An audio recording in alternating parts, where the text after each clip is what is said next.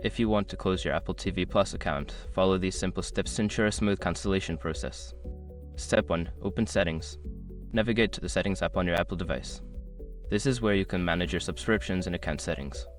Step 2. Tap on your name. At the top of the Settings menu, tap on your name.